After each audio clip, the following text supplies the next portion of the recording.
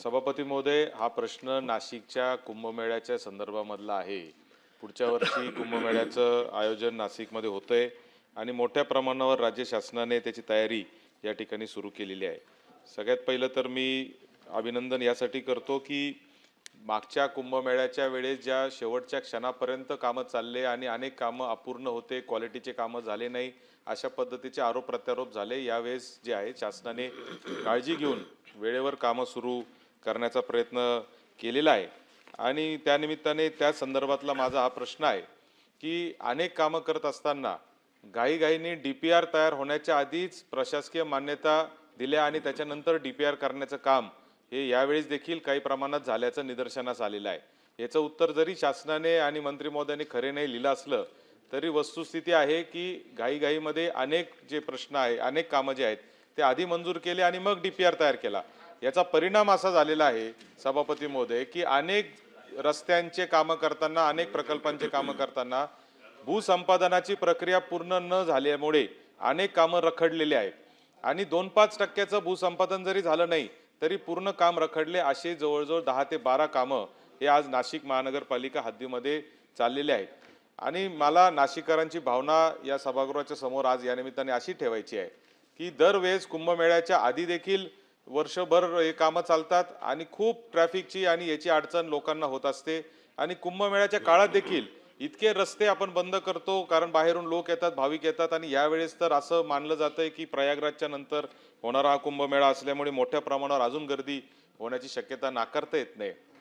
त्यामुळे माझे 2 स्पेसिफिक प्रश्न मंत्री महोदय आपल्याला असे आहेत। आपण उत्तरात अनेक मंजुऱ्या केलेल्या आहेत, इतके 2200 कोटी दिले, 700 कोटी दिले, अनेक आकडे आपण उत्तरात टाकलेले आहेत।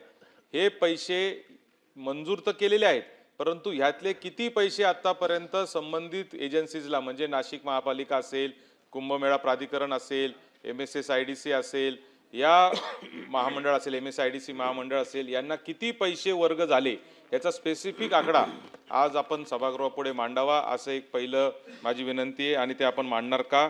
आणि दुसरा प्रश्न माझा जो आहे तो म्हणजे नाशिककरांना न्याय देण्यासाठी आज जी ट्रॅफिकची कोंडी आज नाशिक शहरामध्ये तयार झालेली आहे, एका छोट्याशा भागामध्ये देखील तास-तासभर ट्रॅफिक होतीये रस्त्यांच्या कामामुळे, तर ठेकेदारांना त्याच्या काही सूचना देऊन आता आपण उत्तरात दिलंय का आम्ही ट्रॅफिक वॉर्डन लावलेत, हे लावलेत। माझा प्रश्न असा आहे का एक स्थानिक सगळ्या अधिकाऱ्यांसोबत लोकप्रतिनिधींची एक बैठक आपण या संदर्भात लावणार का? सन्मान्य सभापती महोदय, कुंभमेळ्याच्या संदर्भामध्ये जो प्रश्न या ठिकाणी मांडलेला आहे, नाशिक त्र्यंबक कुंभमेळा प्राधिकरणासाठी 22,425 कोटी रुपयाची तरतूद करण्यात आलेली आहे। केंद्र शासनाने 8,761.54 कोटीची तरतूद केलेली आहे आणि राज्य शासनाने 3,545.49 कोटीची तरतूद केलेली आहे। अशी 34,732.39 कोटी रुपये कुंभमेळ्याच्या सगळ्या विविध कामांवर लँड ॲक्विजिशन पकडून हे खर्च होणार आहेत आणि याच्यामध्ये कुंभमेळ्यासाठी कुंभमंत्री म्हणून सन्माननीय गिरीश महाजन साहेब देखील तिथं काम बघतायत आणि त्यांना देखील विनंती केली जाईल की आता जो तांबे साहेबांनी या ठिकाणी मुद्दा मांडला आहे की त्यांनी त्यांच्या अध्यक्षतेखाली या सगळ्या लोकप्रतिनिधींना बरोबर घेऊन एका बैठकीचं आयोजन करण्याच्या संदर्भातली देखील विनंती त्यांना केली जाईल।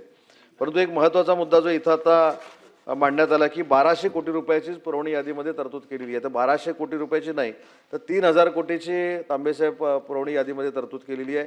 दुसरी महत्त्वाची गोष्ट आहे की या कामांना डीपीआरची अजिबात आवश्यकता नाही।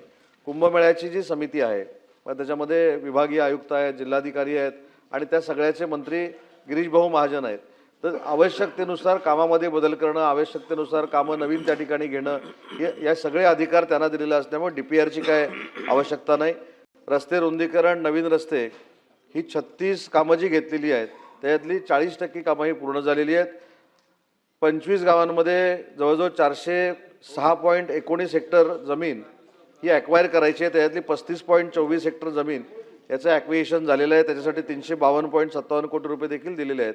खाजगी जमीन संपादनासाठी 3,659.47 कोटी रुपये लागणार आहेत आणि रिंग रोड बांधकामासाठी 3,954 कोटी रुपये याची तरतूद केलेली आहे। कुंभमेळ्याच्या एकाही कामाला निधी कमी पडणार नाही अशा पद्धतीची शासनाची भूमिका आहे।